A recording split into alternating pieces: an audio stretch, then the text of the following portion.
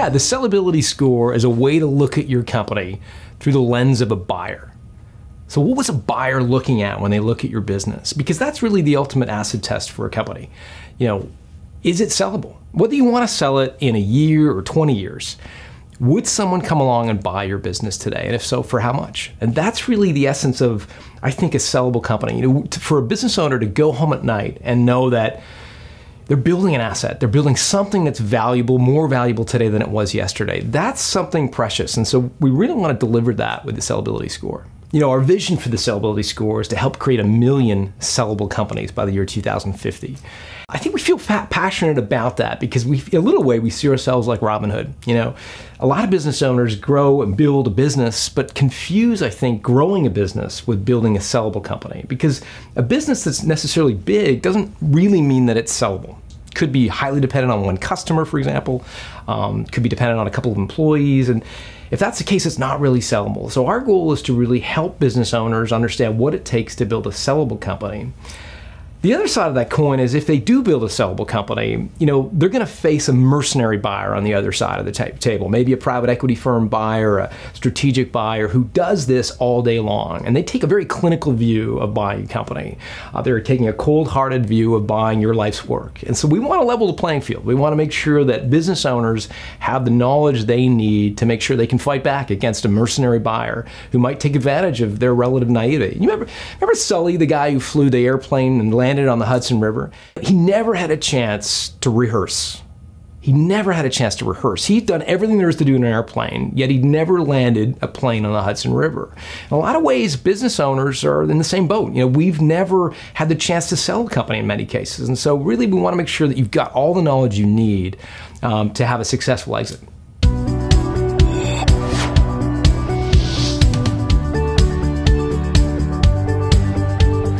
So, to build the sellability score, we did quantitative market research with business owners. We discovered that there are these 8 key drivers that drive the sellability of a company. The first one's an easy one. It's easy to understand. It's actually very difficult to deliver. It's your financial performance, right? So it's made up of what's your top line revenue, what's your bottom line profit. And the interesting thing about financial performance is there's a second kind of hidden element to it. It's not only what those numbers are, but the quality of the reporting of those numbers. So to drive up your score, not only focus on your top line or your bottom line, but also consider investing in an audit or some way to make sure that those numbers are as defendable as you can. Because a buyer's going to come in and say, great, you've got these numbers, but how defendable are they? And what third party has come in to really scrutinize these? So investing in an audit is one simple way to improve your score on financial performance.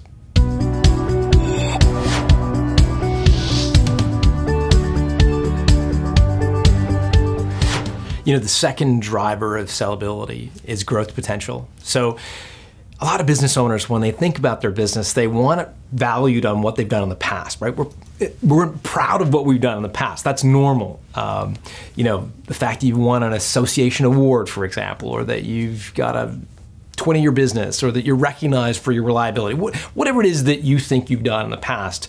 And the hard truth of it is that when a buyer comes in, they're not buying the past. They're not buying what you've done. They're really only buying one thing, and that is they're buying your future stream of profits. What is this business going to do in the future? For you, it's the end of the game. It's the finishing line. For them, it's the start. It's a different frame of mind. So for them, they want to understand, okay, what can this business do in the future? So to drive up your score on growth potential, you really want to make the case and focus on what is the future potential of this business. Can it operate in a different market? Let's say you've been successful in market A. Is it possible to scale this into market B, C, and D? Could you cross-sell additional products and services to your existing customer base? Are there ways that this could work in different cultural markets, for example? All the ways that you could significantly scale up the business. The answer to those questions is going to drive up your growth potential.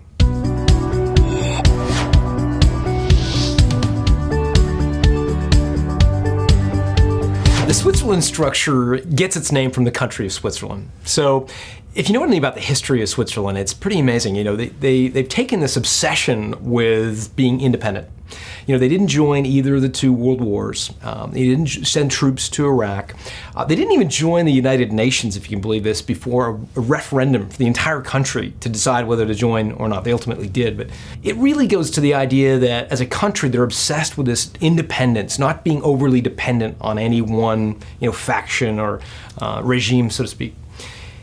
That's essential for building a sellable company, that independence of any one constituency. And the three most important groups you've got to make sure you are independent of are, number one, customers. So you can't have an overly, concentrated customer set. You've got to have good diversification among your customer set. Number two, employees. So you can't be overly reliant on any one employee. And number three, and this one's obviously not sometimes as intuitive as the others, you can't be overly dependent on any one supplier either. So customer, employee, supplier, you've got to be independent of those three, because for a buyer coming in, they're going to look at your business, and if they see that you're overly dependent on any one of those constituencies, they're going to discount the business because it's just too risky for them. So to improve your score, you've really got to make sure you've got good diversification in your customers, make sure you're not overly reliant on any one employee, and you've got diversification in your suppliers as well. Do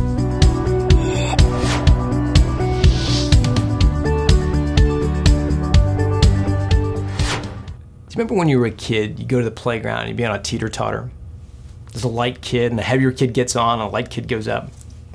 The same relationship exists between the way cash moves through your company and its value. And it's one of the drivers of sellability. Essentially, when a buyer comes and buys your business, they've actually got to write two checks. So they write a check to you, the owner, it's obvious. They have to write a second check that a lot of people don't really think about. And the second check is to fund your company's working capital. That's the money your business needs to operate the day you hand over the keys to the buyer. The deal is that the buyer has to write those two checks out of the same checkbook. So the more your company sucks up in the way of cash, the more cash your company needs to operate, the less they're going to be willing to buy your business. So the way to improve your score on the valuation teeter-totter is really to make sure that your business is generating cash. If you collect receivables, collect them faster. If you can extend your payables a little bit more, make sure you're delaying your payments to the point where you're just generating more cash as a business. And that's going to improve your score on the teeter-totter.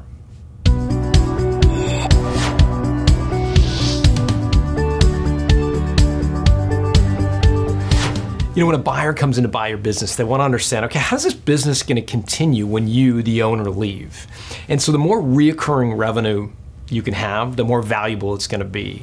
And I found that there are really 6 different forms of reoccurring revenue, and buyers view each of the forms a little bit differently. I'm going to give you the 6, kind of like a David Letterman's top 10 list. I'll start from the lowest valuable one and end with the most valuable ones in the eyes of an acquirer. The first of the 6 forms of recurring revenue is simple consumables. So I'm a coffee drinker. I probably have 2 a day. So in the morning and usually after lunch, I've got a refill on coffee. So it's a simple consumables business. One step up the ladder is a sunk money consumable. So you've seen these Nespresso coffee makers where you've got the machine and then you buy the little capsules. That's called a sunk money subscription, because you've sunk money into the machine, you're way more likely to buy the capsules from the same company. Next one up the ladder is subscription revenue. So if you've ever subscribed to a magazine, you know about that, right? There's a start date and an end date to your subscription, and the editors know that you're a subscriber for either a year or 2 years into the future. It's a form of recurring revenue.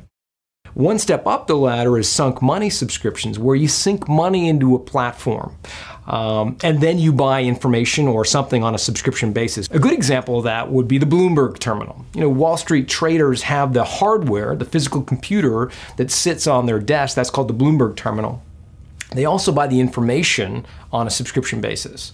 So it's kind of mashing together 2 of these concepts, not only sunk money consumables, but also buying on a subscription. Auto renewal is the next rung up the ladder, where instead of having a start and a stop date to a subscription, it's in perpetuity. So, when you store documents, for example, with a document storage company like Iron Mountain, that's in perpetuity. They keep the documents until you say, send them back or shred them. And they just keep billing you on, a continuum basis. That's auto renewal or evergreen. The most valuable form of recurring revenue is contract revenue, where a customer is contractually obligated to buy from you into the future. And that, of course, is the most rock solid form of recurring revenue. So to improve your score on this attribute, what you want to try to do is both walk up this hierarchy of recurring revenue. Think of it as a ladder, moving up the rungs on the ladder. So if you've got subscription revenue today, think about if you could turn that into auto renewal subscription, or if you've got evergreen subscription, could you make those contracts? Once you can climb up as high as you can, you really want to focus on the proportion of recurring revenue. The ideal is 100%. Very few businesses get there, but the higher proportion of recurring revenue and the higher up the ladder you go, the more valuable your company's going to be.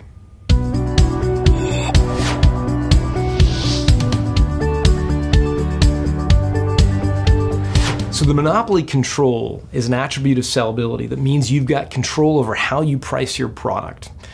You're not being commoditized, essentially, because you're unique and different in the marketplace. You've heard Warren Buffett, the famous investor, talk about this idea of having a deep and wide moat around your business.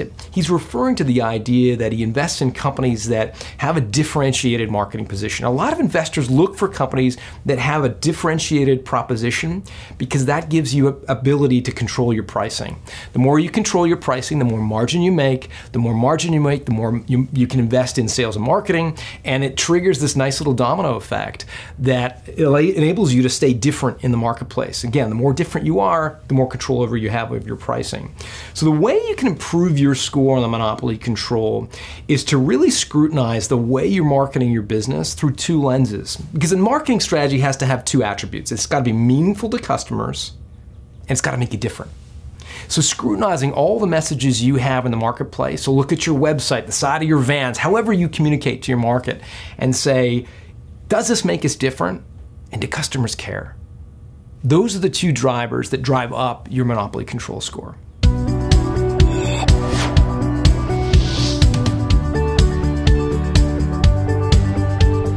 Customer satisfaction is an obvious driver of sellability, right? So obviously, how satisfied are your customers is going to be important to a buyer. Because when a buyer buys a company, they're buying the future. So when you leave and ride off into the sunset, they're going to want to know, how's this business going to be performing when you're gone, the owner? To drive up your score on this attribute, you've got to really quantify, empirically, quantitatively measure customer satisfaction.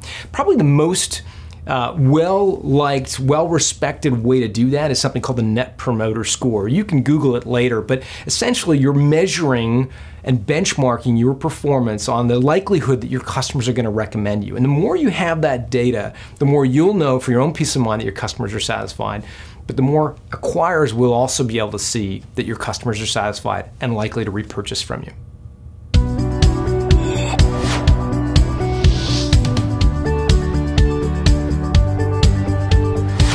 Yeah, hub and spoke refers to how dependent your company is on you personally. Again, when an acquirer comes in to buy your business, they're going to want to know, how's this thing going to operate when you leave? And the more dependent the company is on you personally, the lower you're going to score on hub and spoke. The name comes from 20 years ago. I was talking to a business owner and he was describing his role in the company. He said, I'm a hub in a hub and spoke model where all my employees come to me when they've got a question. My customers come to me when they need a quote. My suppliers come to me when they want me to buy something.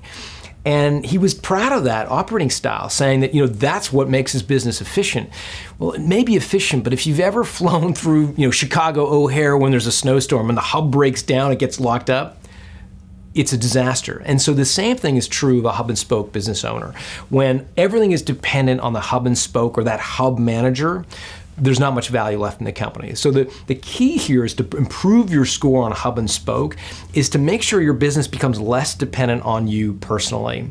And one of the quick ways you can do that is to start documenting your processes, right? So if you have ways of doing things, get them down on paper. Make sure employees are aware of the 7 steps to close up at night, or the 3 ways that we change our brand, or the things that are important to us as a company, our values and so forth. Make sure all this stuff is not just in your head, but expressed expressed, written down so that employees can read it, digest it, and operate when you're not there. One of the fun ways you can measure how you're doing on Hub and Spoke is to take a vacation. Start small, take a couple days, and just see how your business operates when you're not there. Come back, find out where the breakdowns were, and start plugging those holes. Again, with training, process improvement, making sure things are documented for employees. Take another vacation, make it a week or two, and again, see how the business performs, because it's at those points of where the business breaks down, you've got to reinforce before you're going to score better on Hub and Spoke.